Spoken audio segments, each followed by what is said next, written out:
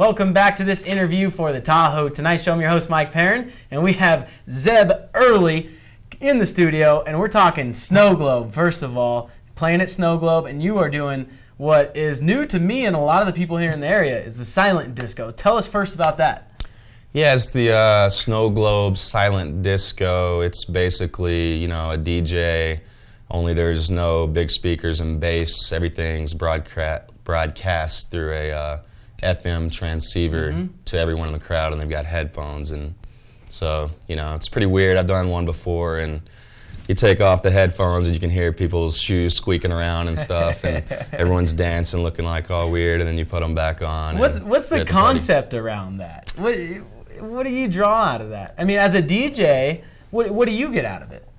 It's a little weird for me. Unity, like the unity that everybody's on the same page, and I think it was developed obviously for sound restriction reasons, so that festivals could go later. I mean, when I have done it, the one thing I do like about it is it's almost a different style of mixing, where when you put effects and things like that on certain songs, it really stands out. You know, you put a filter or some delay on a song, and you look up and you can hear people, you know, you see people kind of freaking out, whereas normally it's just all bass, bass, bass. Yeah. You know? So, yeah. You viewers out there, don't get too excited because this is only one venue. There's going to be some bass there. There'll be a lot of bass there. Are you performing on another stage other than the silent disco? At the actual Snow Globe Festival, I'm performing just in the silent disco. But then after, Mont Bleu. Mont Bleu. Yeah. It's going off there every single night after Snow Globe. Which night are you playing? I play literally an hour after I play at Snow Globe. I hope I make it on time.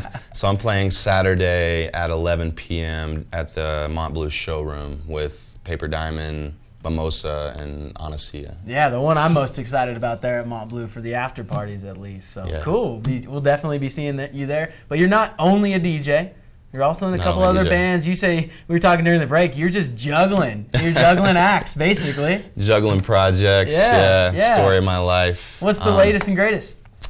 Well, I play with Mama's Cookin', a West Coast band. I play with the King Tide, Peter Joseph Burt and the King Tide. We're about to put out a record. Mama's Cookin' is about to record a record. And I also have been playing guitar with Afrolicious, which is a San Francisco-based band. Okay, yeah. That's the one you were talking, you played at Red Rocks, right? Yeah. That's a huge, awesome venue in Colorado. Yeah, it was one of the coolest places I've ever played. It's an amazing venue. We played with Thievery Corporation and Beats Antique. And nice. I went to college in Colorado, so it was an honor. And you had been there many times from the other side, I'm sure. Yeah. Oh man, I've seen, you know, Reggae on the Rocks and, you know, tons of bands there. So what's one of the smaller venues you played that's been near and dear to your heart? Oh man, you know, I started out DJing funk and soul gigs at little bitty bars, and I mean, back when I used to tour heavily, I mean, you know, we played all through the South and little beer joints in Miami and Alabama, Mississippi. There might be 5 people there and the bartenders, you know. Yeah, that's awesome. Those are some of the more real times. Real quick, how can people, if they're interested in hearing your sounds, how can they get more information? So. My website is zebearly.com. I'm on Twitter /Zebule, SoundCloud /Zebule, and Facebook. Zeb Early Music is my page. All right. All that stuff. Well, I look forward to hearing you after Snow Globe. Thanks, Mike. That's going to do it for this interview. We will be back after this quick break.